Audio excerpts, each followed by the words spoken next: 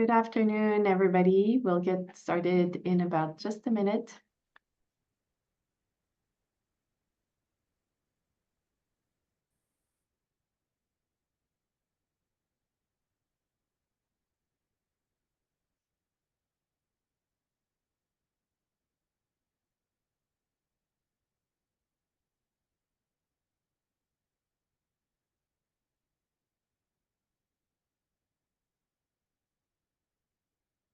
Hey, welcome, folks. My name is Amélie Canel-Vallée. I'm the director of CAnD3, the Consortium on Analytics for Data-Driven Decision-Making. Thanks for joining us for this Lunch and Learn. We're very pleased to have you and to hear today from The All or Nothing Marriage and by Claire Kamp-Dush. So I will get us started and then turn it over to Claire.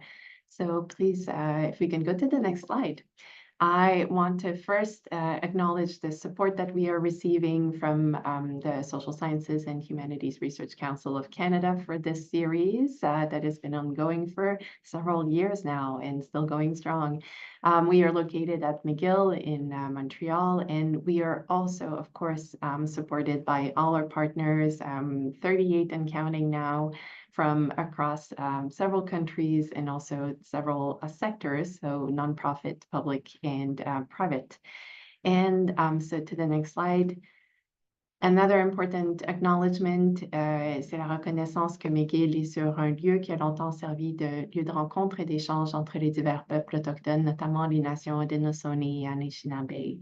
Et nous reconnaissons et remercions les divers peuples qui ont marqué, dont les pas ont marqué ce territoire et qui se réunissent encore aujourd'hui sur ce territoire avec plusieurs peuples internationaux à travers le monde. The spirit of community, of bringing folks from different nations, different perspectives together is one that really, truly animates, of course, CAnD3 and has carried it through all these years. And so we are extremely grateful and we acknowledge with humility this heritage and this legacy that we try to uphold.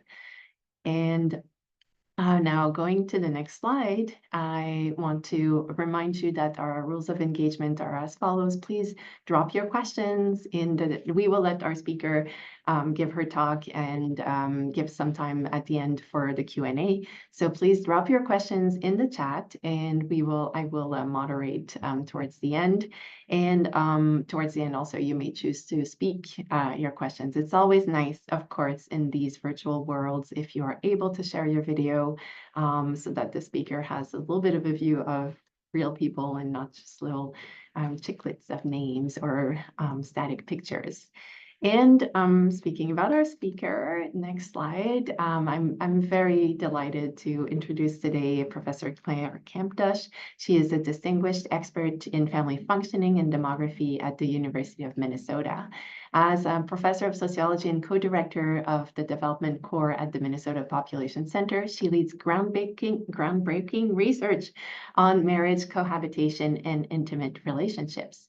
She is the principal investigator of two significant studies, the National Couples Health and Time Study and the Work and Family Study of 2020.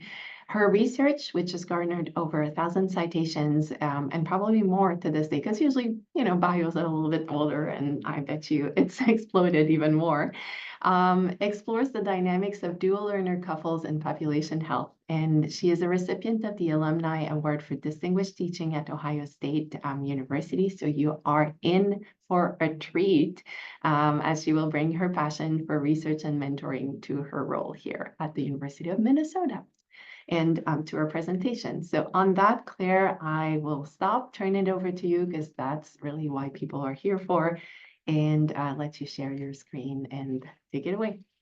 All right. Hi, everyone. Watch me clunkily get through the sharing of the screen. So, okay, share, and here it is. And I'm going to share. And now I'm going to start from the beginning. And hopefully this will work. Okay, great. And I can still see you, and I can see my slides and my notes and all of the things. Great. So, hi. Thank you so much for having me. I'm really excited to be here and be talking about this project. This is a picture of my husband and I back in 2001 when we got married, and my parents back in, I believe it was 1976 when they got married. So these pictures are 25 years apart. And today I'm going to be talking about how marriage has changed from 1980 to now with some really cool new data that I'm very excited about and to share with all of you. And I'll be very interested to hear all of your thoughts. And yeah, let's get started. So let's see here. So first thing I'm going to do, and this is my colleague, Wendy Manning. I only have 2 fun pictures of actual people that I know in here besides myself. And this is Wendy. And she's a professor at Bowling Green and working with me on this project and several projects. So this is project we will be reviewing trends in marriage and divorce in the US. I'll be talking about the work and family life study, reviewing our brand new 2022-2023 data, and the suffocation of marriage, and then some conclusions. And I'll also give a shout out at this point to Miles Taylor, who I've worked with Miles not quite since 2001, but I think we first met in 2006, and we've basically been working together since then. So she was my co-I and co-partner in crime on this project. Okay. So first of all, fewer people are getting married today than before, and the age of marriage has gone down over time. So back in, after reaching a 50-year low in 2021, the marriage rate has reversed direction slightly and went back up a little bit in 2022, but overall, fewer people are married today than they were in the 1960s and 1970s, as you can see. There's geographic variation in the US in this. So most states in the western region of the country had high marriage rates. 6 of the 12 states are in the 4th or top quartile are in the West. The Midwest states where I live has exhibited rates predominantly in the middle 2 quartiles. And the largest share of lower marriage rate states are in the South. So that is interesting. So the divorce rate has also gone down over time. And so in the 1960s and 1970s, it started going up as no-fault divorce. So before that, you had to basically prove to a court that somebody had done something bad to dissolve a marriage, like someone cheated or somebody the family was left or whatever it was. And then there was a rise in no-fault divorce, and it was more easy to get divorced, which was a good thing. And so the divorce rate rose across the 1970s to the 1980s. It's gradually gone down over time since then, and we reached a low around 2020, though some people think that people weren't divorcing then because of the pandemic and you're in the same household and where are you going to go? And it's gone up slightly, rebounded the divorce rate slightly since then. Okay, so given this context, and this also shows you the bottom quartile, so some of the most stable divorces are in the northern half of the US, and some of the most unstable divorces are in the South. So in this context, I want to talk about the work and family life studies. So given that fewer people are married today than before, and by before I mean 40 years ago, given that the divorce rate has gone down, we may expect that marriage has changed over time. And so that's where I enter into my research question, is trying to understand, has the fact that fewer people are now married changed marital quality? So the data that I'm going to be talking about today is brand new data that we just collected. So in 1980, at the University of Nebraska, 4 sociologists decided that they wanted to do a study of marriage. Those sociologists were Alan Booth, David Johnson, Lynn White, and John Edwards. And according to Alan, or not Alan, but according to David, they all sat around in a conference room and wrote a questionnaire about marriage in the late 1970s and launched it in 1980. So they had data. And by the way, these data are publicly available. You can go to ICPSR and get the Nebraska data. So they collected data from 2,000 adults who were all in different gender marriages, because remember, everybody in the studies today that we're going to be talking about are married. And so in 1980 and in 2000, if you were in a same gender couple, you could not get married. So but they were all in different gender marriages. They did phone interviews. They called that study Marital Instability Across the Life Course. It ended up being longitudinal. They followed these married persons for the next 20 years, 1980, 83, 88, 92, 97, and 2000. And in 92, 97, and 2000, you actually have some data from their children, their adult children as well. And they were aged 18 to 55. In the year 2000, they had lost some folks due to attrition and for a variety of reasons. They are now at Penn State. Some of them, actually, Alan Booth and David Johnson were now at Penn State, and they had some additional colleagues there. And they collected data from another 2,000 people. So this is repeated cross-sectional data. And it was 2,000 adults, 900 men, 1,100 women who, again, were in different gender marriages, again, doing phone interviews because there were no smartphones, or there was the internet, but we're talking about the baby internet. And it was now called the Work and Family Life Study again. And this was a cross-sectional, so they never followed these folks up, and they were 18 to 55. So I thought it would be cool to get another 20 years later to get more data. So I had worked in grad school with the original cohort, the 1980 cohort. And Miles and I actually have some papers on the 1980 cohort. And I thought it'd be great to see how things have changed now. So we went into the field. And just to talk for a second, this is a probability sample. I guess I'll talk more about this when I get more into the data. But we collected data from 2,000 adults, 1,000 men, and 900 women in different gender marriages, and we called them all because of mode effects. So people can answer questions differently when they're answering like on their phone or answering online versus when you answer on your actual talk to a person. So we wanted to minimize any effects in the data that were due to, we didn't want to, if we have differences, we don't want them to be attributed to the fact that people in the 2020, 2022 data, that they were doing it on the computer or some kind of web. So we've called our partner with this data, Gallup. They still have phone interviewers. So they called all of these folks and did interviews.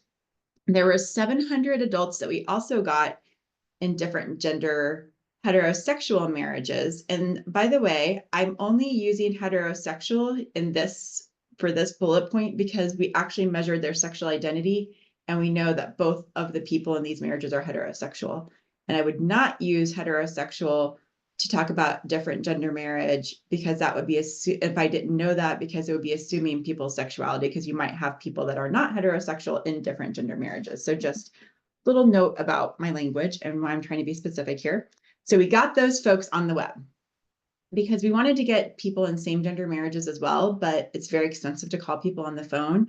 So we didn't have any we didn't have any interviews from 1980 and 2000 to compare our same gender marriage folks to.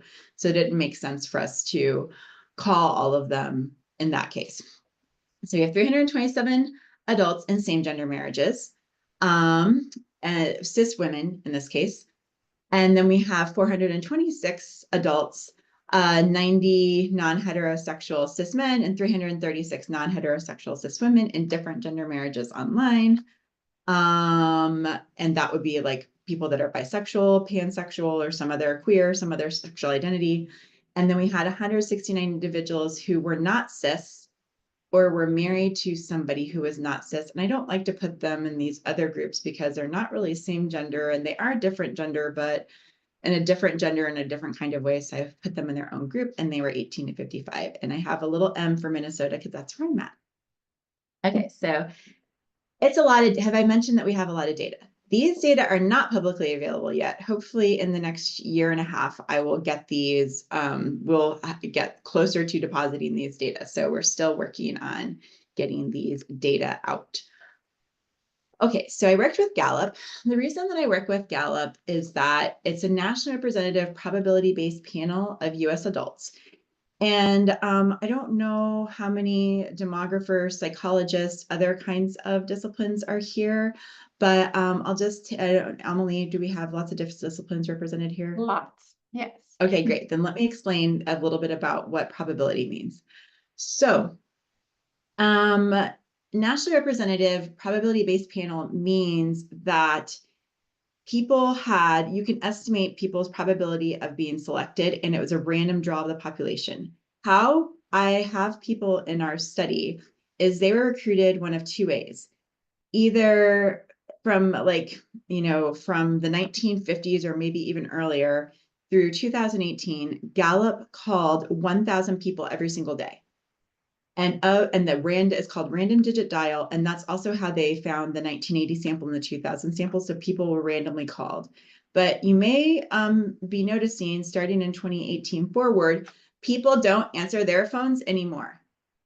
And so since people don't answer their phones anymore, you couldn't use random digit. Anybody here answered that? My husband will say, "Why did you answer that phone call if I don't know who it is?"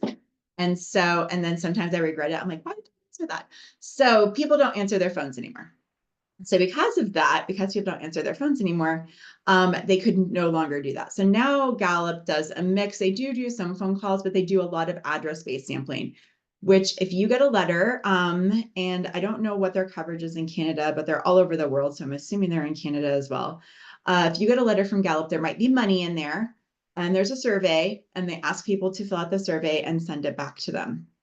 And those surveys eventually populate into their panel.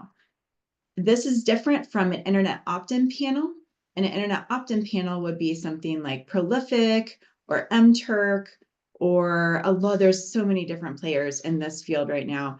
And those are internet opt-in panels, which are more plagued by bogus respondents and bots, and there's entire Reddit groups dedicated to Prolific. So I could have a whole conversation with you all about probability panels. I've become very nerdy about all of this stuff, probability panels and non-probability panels. But the nice thing with these data is it is a probability sample. Okay, I'll just stop there because I could do the next 40 minutes or however long we have about that. Okay, so let's talk about the variables. Independent variables. So we have age of marriage, marital duration, remarriage, which is whether this is their first marriage or not for either spouse, premarital cohabitation for at least a month with the spouse, race, ethnicity, and we don't have the best race categories here, and that's partly because back in 1980 and 2000 we measured race in a sophisticated way for 2022, but we have to get the data to harmonize with 1980 and 2000. So some of the measures you're going to say to yourself, "Oh, that's interesting, the way they coded that," and part of the coding is around the harmonization. So we have Black, Latina, white, other race. For husbands and wives' education, it's measured in years. We have less than high school, some college and college, whether the husband is employed, whether the wife was employed.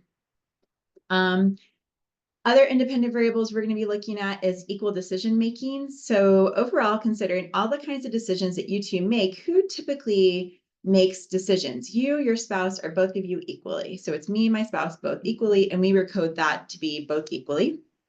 For husband's share of housework, we have in every family, there are a lot of routine tasks that have to be done: cleaning the house, doing the laundry, cooking dinners. How much of this kind of work usually is done by you? All of it, most of it, about half, less than half, or none of it. Religiosity, we have in general, how much would you say your religious views influence your daily life? For gender attitudes, we have this question pretext. Here are some statements. So we gave, let me just say this, the question pretext, we used it for the 2022 sample, just because one thing that Miles and I did a lot of work on before we went in the field was trying to make the survey a little less sexist, because it was written in a time that women didn't work as much and there were fewer dual earner couples. And so there was like a ton of questions that were only asked of women, and there was questions that were only asked of men.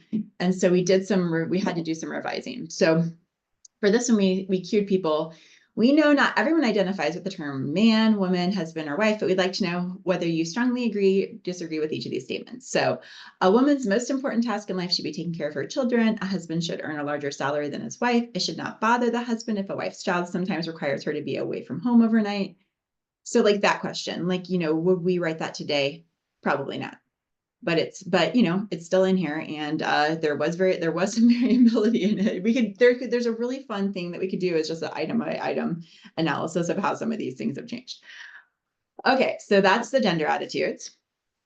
We also have, for dependent variables, marital happiness. So this is where people report on very happy, pretty happy, not too happy, with all these different aspects of their relationship, the amount of understanding, the amount of love and affection, the extent to which you and your spouse agree about things, your sexual relationship, your spouse as someone who takes care of things around the home, your spouse as someone to do things with, and your spouse's faithfulness. And then overall, how happy is your marriage compared to other marriages you know about? Do you think your marriage is better than most, about the same, or not as good? And would you say the feeling of love you have for your spouse is between extremely strong and not strong at all? For divorce proneness, and so of the folks that were writing this questionnaire, I think at least 3 of them had just gotten divorced. So they were very interested in divorce. So I don't even think this is all the questions we have about thinking about divorce. So we're using this measure called divorce proneness. And it basically goes from sometimes married, I'm sure none of you have ever felt this way about your partner. Sometimes married people think they would enjoy living apart from their spouse. How often do you feel that way? It probably depends on the day when how you might feel about your answer to that question. But that was like the lowest point of the divorce proneness, all the way from, have you ever filed for a divorce or separation? Have you ever tried a trial separation? Has this ever happened in your marriage? So a wide range of different places between I've kind of thought about it randomly, and yeah, we've tried it before, separating. Okay, for marital interaction, we had just how often people do things together. So eating the main meal of the day together, going shopping, visiting friends, working on projects around the house. In 1980 and 2000, we had going out for recreation, such as playing cards, movies, or bowling. And we did do a revision of that because people are less likely to bowl, though not my husband, who's in a bowling league.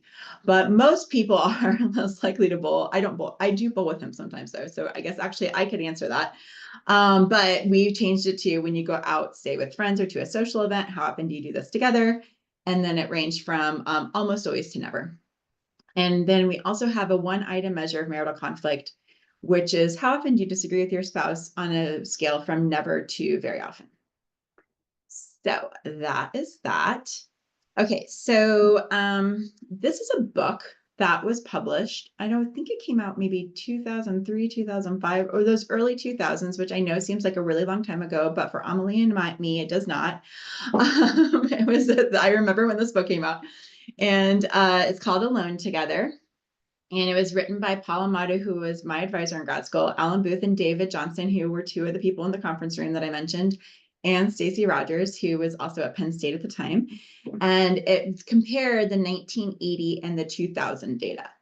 And the main findings when you compared the 1980 data and the 2000 data were that spouses were spending less time together over that 20 years.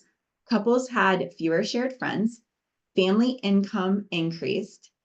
Decision-making equality was greater, and marital conflict and violence had declined. And the overall summary, according to the press, and by the press, I mean the publisher of the book, the authors conclude that marriage is an adaptable institution, and in accommodating the vast changes that have occurred in society over the recent past, it has become a less cohesive, yet less confining arrangement. So that was kind of, I feel like there's a positive twist on that.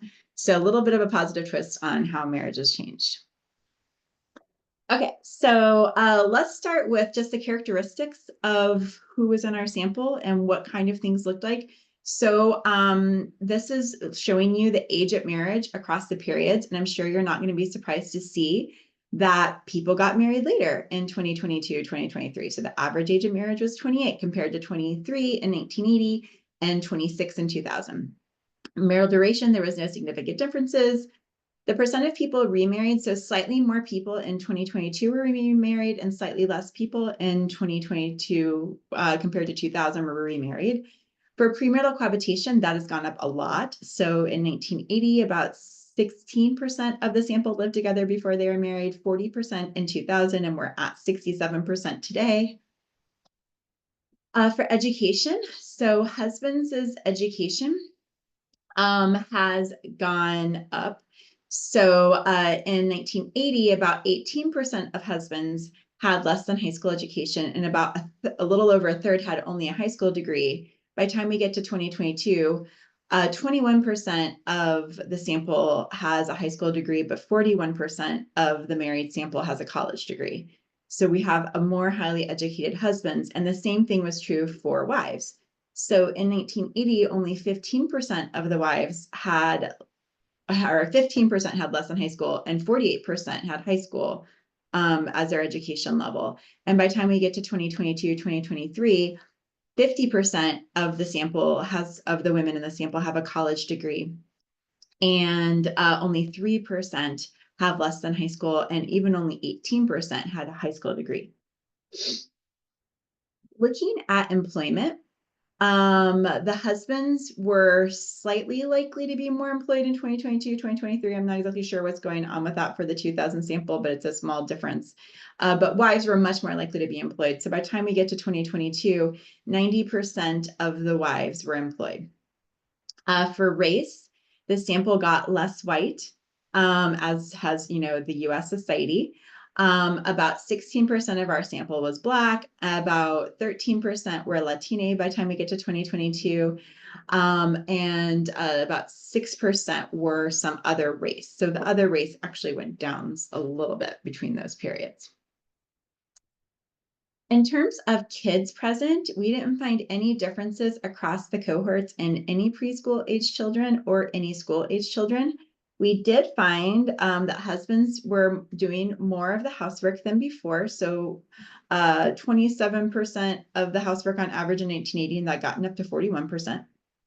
For equal decision making, we found that couples are much more likely to be making decisions equally. So 75% of couples reported they are making their decisions equally.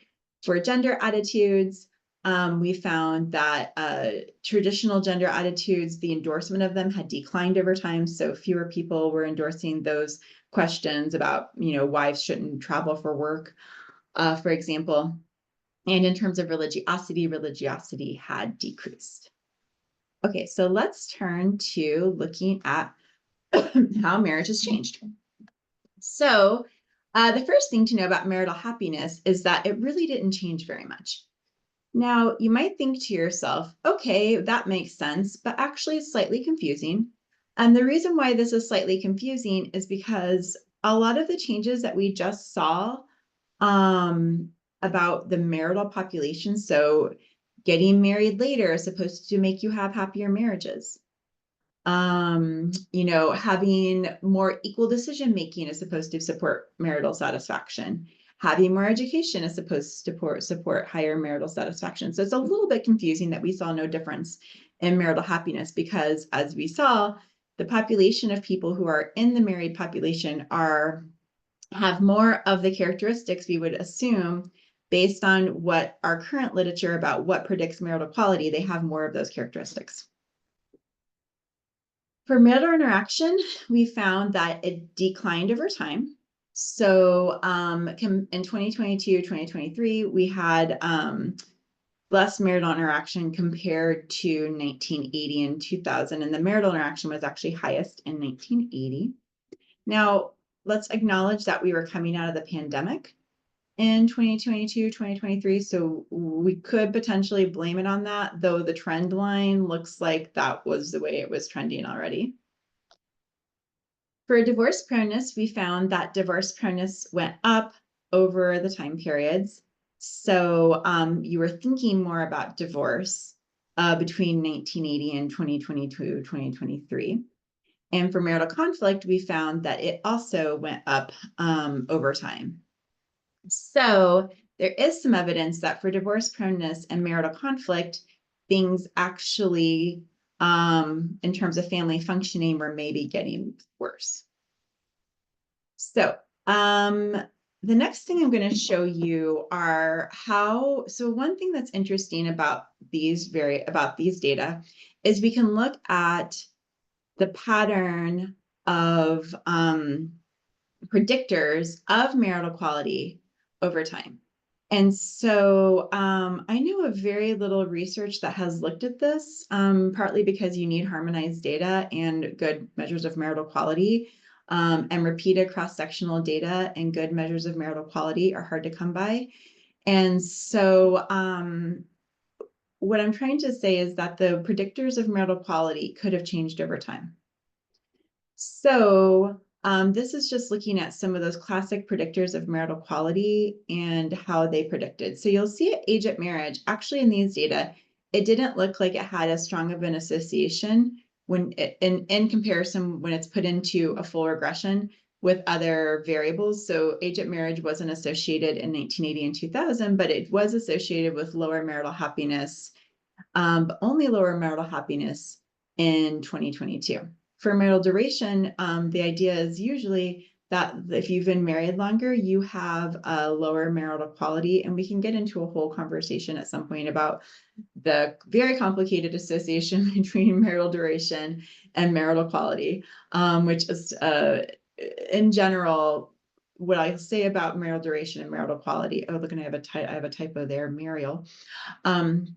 Is that people tend to stay pretty stable across their marriage in terms of their marital quality. There is some variability. And if you start out with a less satisfying marriage, you'll have more variability in your marital quality. But if you start out in a high satisfaction marriage when you first get married, you're pretty likely to stay pretty satisfied over the course of your marriage.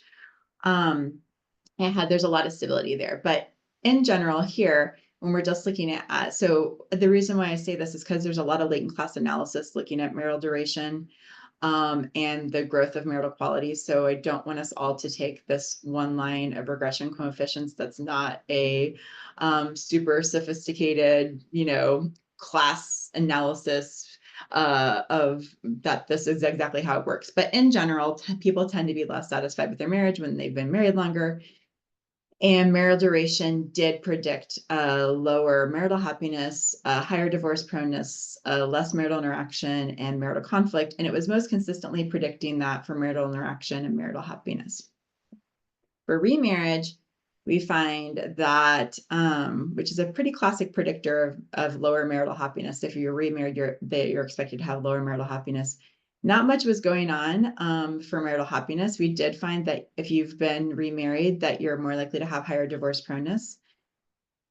For premarital cohabitation, which especially in 1980, when it was more unique, was considered, and in the 1980s and 90s was considered to be a strong predictor of marital happiness.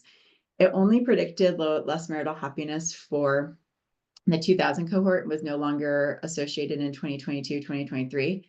It was associated with higher divorce proneness in 80 and 2000, but not 2022, 2023. And then not a whole lot going on with marital interaction and marital conflict. Across race ethnicity, and I should say that when I'm looking at race here, you might think to yourself, oh, do Black folks have poorer quality marriages than white folks? No, that's not the case. What's probably underlying this is the patterns of discrimination and stress that happen in the United States when you hold a marginalized identity. So don't look at this and think to yourself, oh, Black folks have poor quality marriages.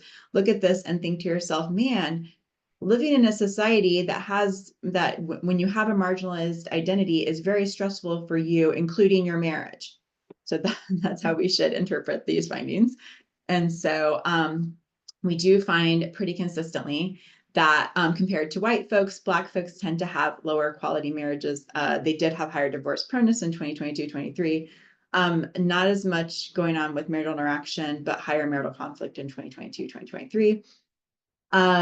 For the Latino, I tend to use all the terms Latino, Latina, Hispanic, Latinx, Latine group. We found that for them, there wasn't a whole lot going on with them in 2022, 23. So compared to white people, but they did have a lower marital conflict and higher marital interaction. And then for other race, there wasn't a lot going on for that in terms of comparing to white people. And also, let's just all acknowledge how much a variable like other race sucks. And so just want to acknowledge that.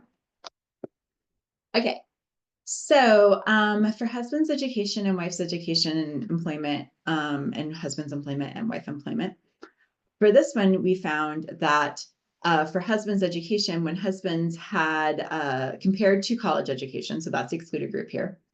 So there wasn't as much going on with husband's education. So you have a little bit in 2000 where husbands with less than high school and high school only had lower quality marriages compared to those with a college degree. But that's really all that was going on with there. With wife's education, we found that by the time we get to 2022, 2023, having less than a high school was risky for was more risky for lower marital quality, but not for divorce proneness. So actually, and let me read this right. So you have less divorce proneness if you have less than a high school degree, which could mean that maybe it could be supporting that you might have a higher quality marriage. Though it also could be supporting that it's harder for you to get out of that marriage. So we have to interpret that with some caution. For husband's employment, we found that when he was employed in 2022, 2023, that that men were more likely, the couples, so either partner was more likely to report higher marital happiness, less divorce proneness, but more marital conflict. And for wife's employment, it wasn't associated with marital happiness in 2022, 2023, or divorce proneness or marital interaction or marital conflict. So finally, moving into our last set of predictors and regressions that we did. So for any preschool age children, I don't know if anyone here has a preschool age child, but it's stressful on your marriage. And so consistently having a preschool age child is associated with lower marital quality, higher divorce proneness, and less marital interaction. Having school age children is associated with lower marital happiness in 80 and 2000, not in 2022, 2023, higher divorce proneness in 2000. It is associated with less marital interaction, which isn't surprising. And then marital conflict, there was no association. For husband's share of housework, we found that when husbands did more housework, it supported higher marital happiness and higher marital interaction, but also higher conflict. For equal decision making, we found that it supported higher marital happiness. These are the stronger predictors, by the way. Higher marital happiness, less divorce proneness, higher marital interaction, and also higher marital conflict in 2022, 2023. Those traditional gender attitudes, there wasn't a whole lot going on with that. It was associated at various times, but not in 2022, 2023. It wasn't associated with marital quality. And then for religiosity, we found only one association for 2022, 2023, and that is that being more religious, you're associated with more marital interaction. So that is a pattern of how some of these variables were associated with marital quality over time. Okay, so I did Blinder Oaxaca decomposition. And if all of you are thinking to yourself, ooh, fancy, that's what I thought to myself when I was doing these, because I don't usually do this kind of analysis, which means let's all be patient with me as I try to explain to you exactly what this means. Okay, so so basically what happens is that when you run these, it's doing two things. So the contribution to the explained gap, which you see there written out as an equation, it reflects the mean increase in 2022-2023's marital quality as predicted by changes in the characteristics of married respondents if the regression coefficients were fixed at their 2022 values. So it's the mean increase in 2022's marital quality. But so basically, you can think of it as what part of the change in marital happiness, divorce proneness, marital interaction, what part of those changes in marital quality is attributable to changes in the composition of who's married. And again, just as a reminder, most of the ways that the marital population has changed, or the behaviors of people that are married that have changed over time, should be supporting higher marital quality. So based on that, we would expect that marriages should probably look better in 1980 and 2000, or in 2022, 2023, based compared to 1980 and 2000 when everybody got married. The unexplained gap, that quantifies the change in the earlier period's marital quality as predicted by changes in the coefficients, or those were the change, like the power of the predictors of marital quality between 2022 and 2023. So it's called unexplained because the unexplained part is basically, you can think of it this way. Have the predictors of marital quality changed over time? Like, has what predicts marital quality changed? And has, like, for example, we just looked at a bunch of coefficients. So let me go back one slide for a second. Let's see here. Can I get to my little arrows here? If I click here, that could work. Yeah. So whoops. Yeah, here. So if you look at this, we can see, okay, well, religiosity was pretty strongly predicting marital happiness here in 1980 and 2000, but it's not predicting marital happiness in 2022, 2023. So if we look at marital happiness in 1980 and we applied the regression coefficient to the 1980 data, and you kind of think about it's doing all of the variables at the same time, would we expect a different outcome? So it's a little bit harder to wrap your head around, but it's basically thinking about, has the coefficients changed? Has what predicts it changed? Okay, so coming back to that. So the first thing you'll see here is compared to, you'll see the earlier period in the current periods, average of marital happiness or whatever the outcome is. You'll see what the difference is. And then it attributes part of it to an explained portion and part of it to an unexplained portion. So whoops, oh no, did I do anything? Oh yeah, I think I did do something bad. Let's see here. Sorry.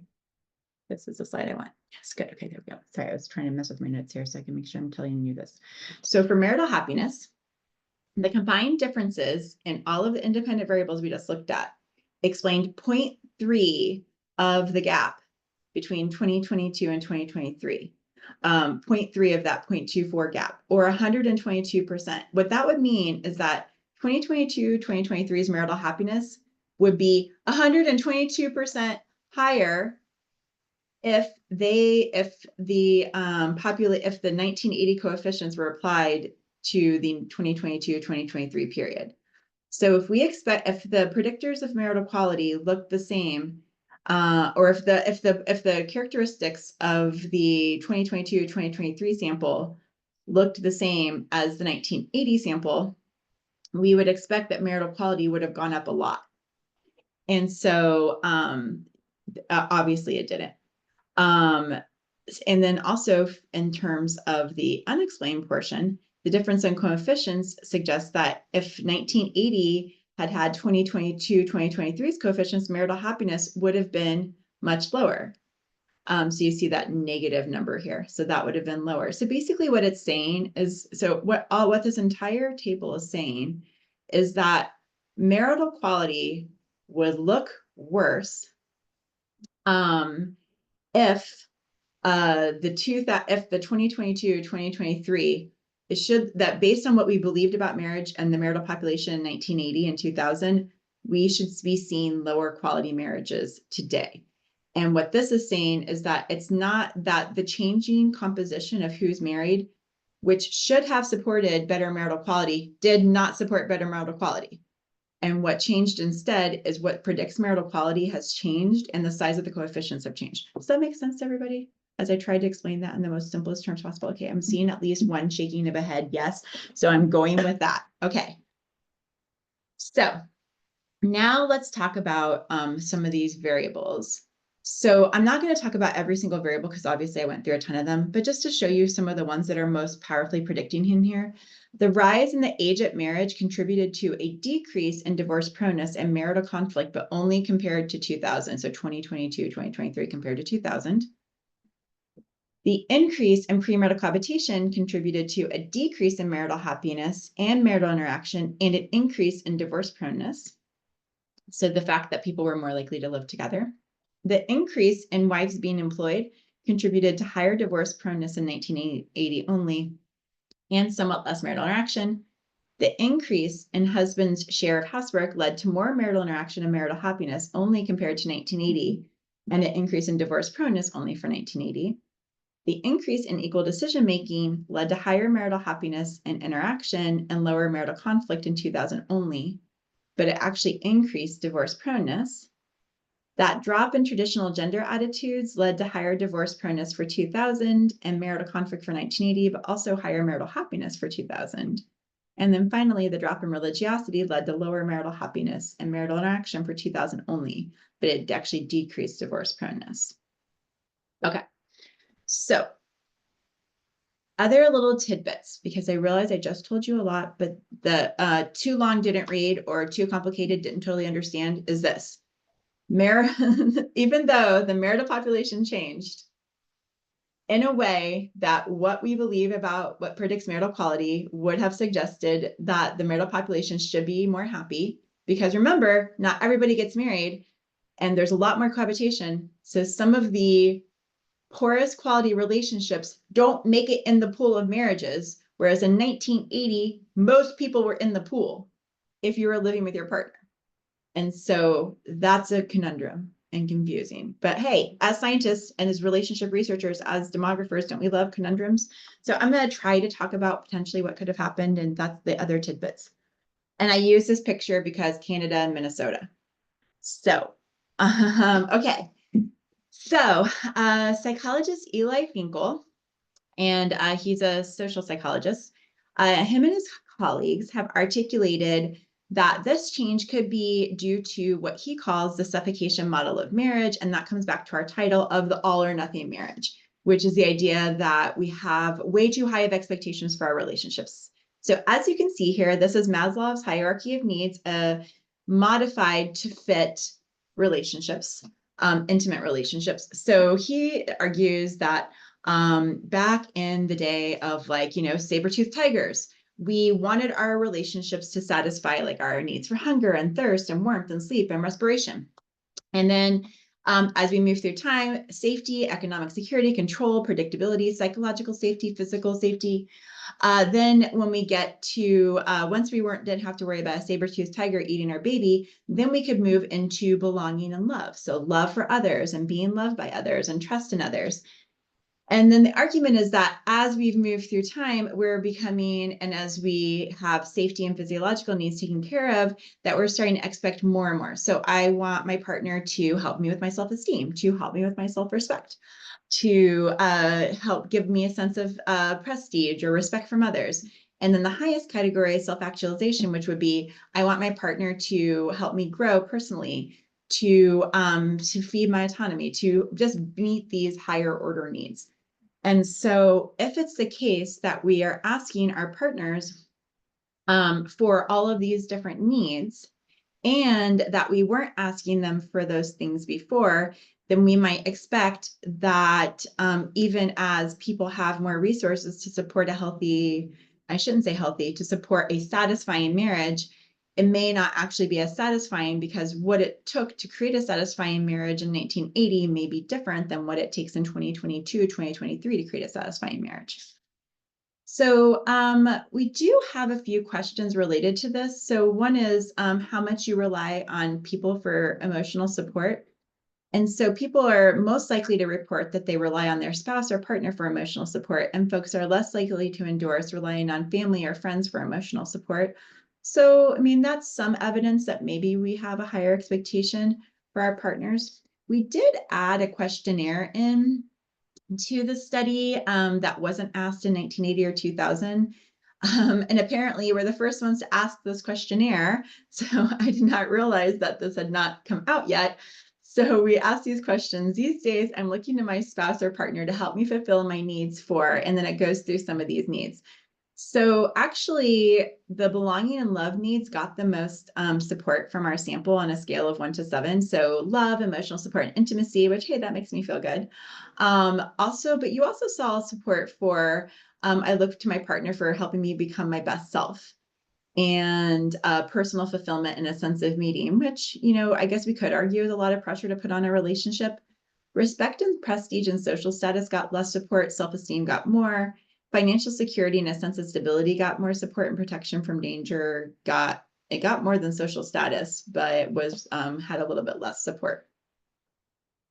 So Alone Together 2.0, I created this picture, or I found this picture online of a couple. That first cover of the Alone Together book had the couple in bed, both looking at the newspaper. And now the couple is in bed, both on their phone. So I don't know. I think that, people could make the argument that there's a lot. I always like to joke. We were talking about finishing the PhD earlier, that I could never have gotten a PhD with a smartphone because they're so distracting. And I actually have on my blog this entire list of things I do to try to control distraction, because I love accountability and I also love to be distraction, and I also like not working. So I always have to try to do all of these things to get my work done. And so maybe it also applies to our marriages. Like, maybe I should start joking. How did anyone ever have a happy marriage today when we have these smartphones? I don't know. We do have in my other study, and these data are publicly available in the National Couples' Health and Time study. I have hardly done anything with these data. So anyone thinks this is interesting, you should totally go get access to these data because we have time diary data on how couples spend time together. So we know when people are together and if their partner's in the room with them. And we also know how often they're on their phone. So we're just starting to try to get into some of these data, but I so want to go in there and see if, how much you're on your phone might be related to marital quality in terms of, I don't know, maybe it's not related at all, but I think it could be interesting to think about.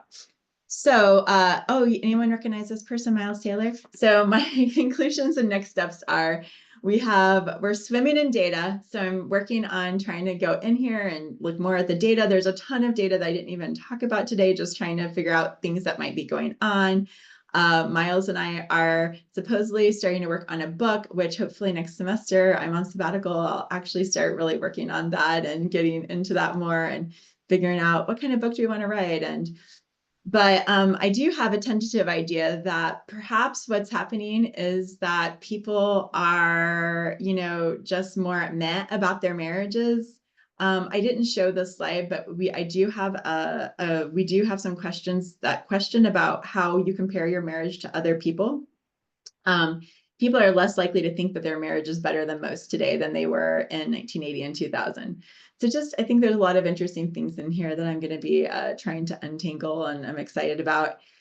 And thank you very much. And this data was, that's my husband 20 years later and myself, so at our 20th anniversary. And these data this study was supported by the National Institute on Aging, the Minnesota Population Center, Gallup. I want to thank Gallup and our respondents, Alex Van Bergen, Tom Van Huvelen, and Andrew Goodman-Bacon, who gave me some good info about these decompositions. Everybody who gave me a photo. So shout out to Wendy and Miles, and also shout out to Wendy and Miles for being great colleagues. And that's it. Thank you so much, Claire. And please, folks, join me in a round of electronic applause.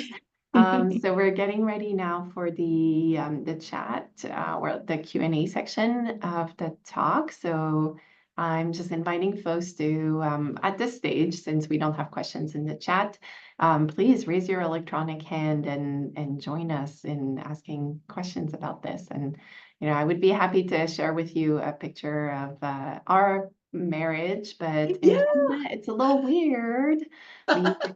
We don't get married as much, especially in Quebec. 60% of kids are born outside of a marital union, so it would be a little bit of an anomaly, especially from your perspective. And I myself, my parents were not married.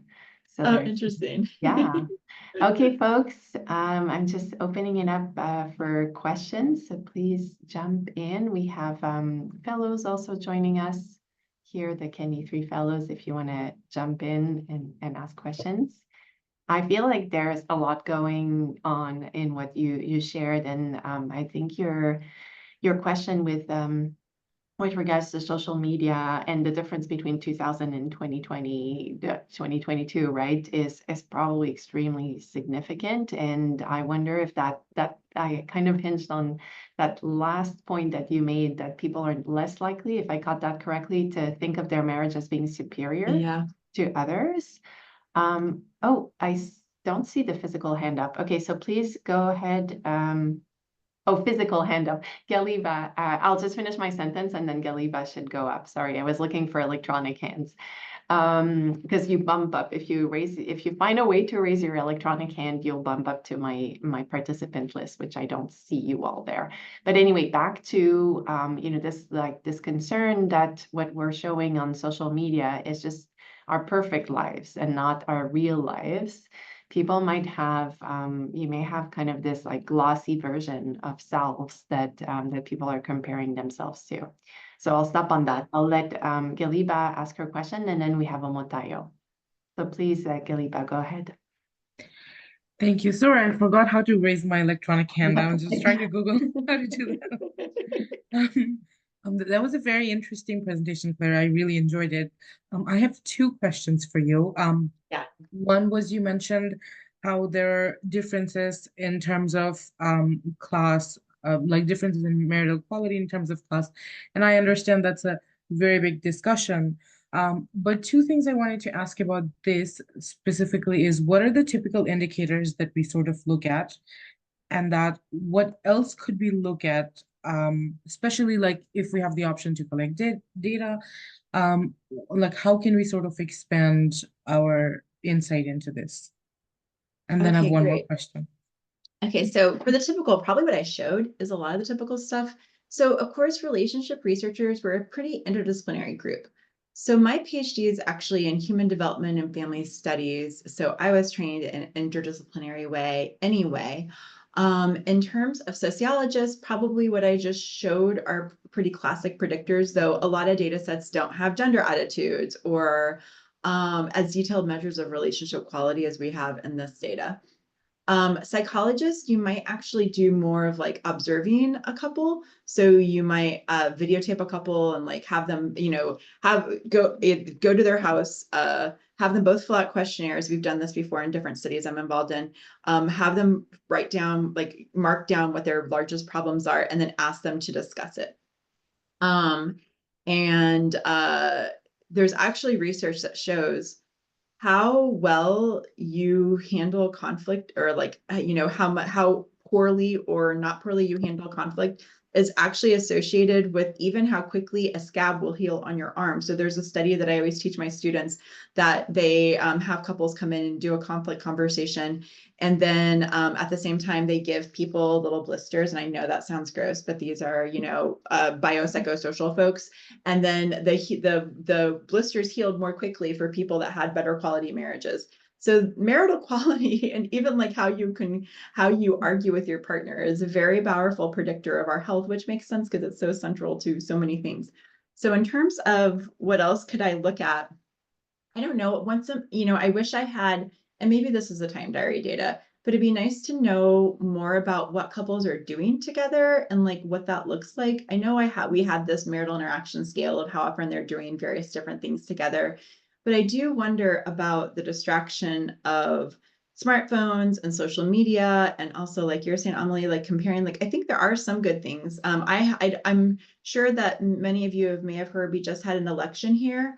So I have left social media, at least temporarily, but when I was on Instagram, which was maybe 3 weeks ago, there's also some things that can be good. Like I follow this account that's constantly talking about, why do women become the default household manager, and the emotional labor, and trying to translate it for people and help people understand, that the work of the family, and how even in dual earner couples that lands on women's shoulders more often. So I think there's good things that can come, but then there's also, like you're saying, Amelie, these like glossy pictures where people look so happy on their vacations and everything looks so perfect.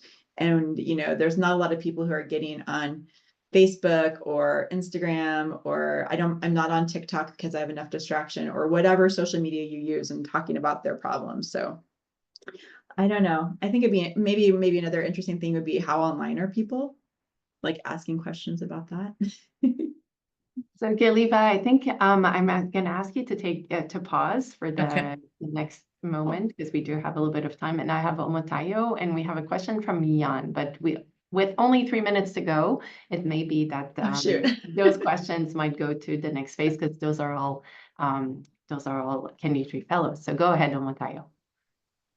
Thank you very much for the presentation. I really enjoyed it. So I wanted to ask, I don't know if you mentioned it, but I assume that the unit of analysis was individuals, right? Not the couple. Because I was going to ask if you did anything about biracial marriages, or if they fell under the other population. But if you consider them individuals, then I guess you took into account like the races of each person. That's a good question. I can't remember exactly how I coded this, but to put in a plug for the National Couples Health and Time study, if you are interested in couples, that is a study of 3,642 individuals with 1,500 partners, and those data are all publicly available. And you have both partners' race identity, you have both partners' sexual identity, gender identity, ethnicity, tons of data, and you could look dyadically at questions related to being a biracial couple. We have done a little bit of work in that data of, for example, looking at among people that are partnered among Black respondents, main respondents, whether they were partnered with somebody who wasn't Black, or whether they were partnered with someone who was Black, and looking at these associations between stress and mental health and vigilance and various different things. So there's a lot of cool data out there related to that too. But in this case, I think I was just looking at the main respondents race. But that would be interesting to look at the part to code and have the do it race of the couple as opposed to the race of the respondent. Thank you. Can I ask one more? Maybe keep it for the next session. Thank you. Because I do see, well, we are kind of at time already, so we have kind of a two-part session. So Megan, if you have like the quickest question that can fit in 1 minute. I can. Hi, I'm Megan. So I'm a criminologist that was attending this. And so there's a lot of research in criminology that suggests marriage can facilitate desistance. And do you have any takeaways from this presentation, or just your general research body, that might speak to the changing role of how marriage may or may not actually facilitate desistance today? Because there's been some growing concern that maybe it's not as relevant today for desistance as other processes that might lead to desistance because of the changing nature of marriage. Yeah, I guess, I don't know a lot about this. So I'm going to be completely speaking on a limb here. But I'm assuming, is it possible that desistance, so I'm assuming people maybe start desisting in their 20s, and as they get older around through their 20s, I don't know, Megan, you could tell me. They desist, but people desist at all different ages. But what the research has really shown is that for any given person going in and this was done a lot in the 80s and 90s, Yeah, cohorts, that once they got married, it tended to quicken that process. And the argument was it facilitated these bonds, this quality relationship, it structured routine activities and everything, kind of all the stuff you talked about, the interactions. But with the changing nature of marriage, is it still as relevant, I guess, would you think? Yeah, so Megan, I would think the cool question for that would be is, do people desist when they move in together? Because the age at first union has not changed. Yeah, and so The age at first marriage has changed. So I don't know. The cohabitation hasn't had that same type of effect. Oh, it hasn't. It was the marriage effect, and so that's why I was wondering if the changing nature of marriage, it might be becoming more similar to cohabitation. It could be, but we would have, I guess that would be something to test whether it looks more similar to cohabitation now than it did in the 80s. And I don't know if anyone's redone that work, but let's just say this really quickly for all of us. In the United States, at least, marriage has been put on a major pedestal. People think they need to have all their ducks in a row and all of these things ready to go before they can get married. It's seen as the highest form of relationships. We had an entire fight all the way to the Supreme Court for same-sex couples to be able to get married. Like, marriage matters, and it's still placed on a very much a higher plane in the United States. So I don't know that the meaning of marriage has changed, but marital behavior and when people get married, it's definitely changed. But I still think that people think of it as a very serious, like, people don't take it lightly.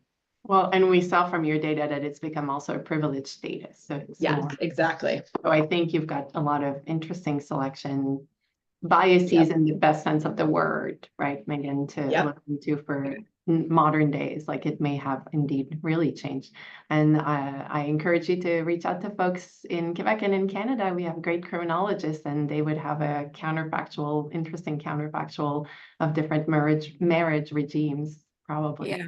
Yep. Fantastic. Well, thanks for joining us. We always love to reach out to different audiences. And so that's why I wanted to end on a name that I hadn't seen before.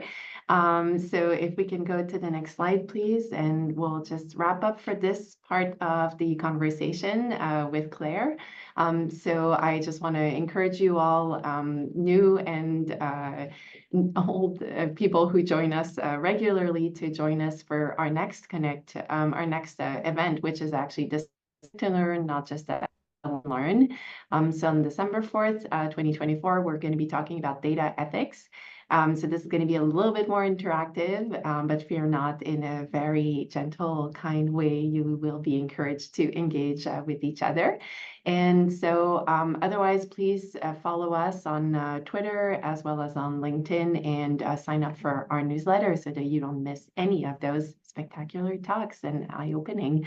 So thank you so much for joining us, folks who have taken time off their lunch to spend time with us with this Lunch and Learn. So we will be welcoming you at some other time. And thank you again, Claire, for your talk, for this Lunch and Learn. We really appreciate it.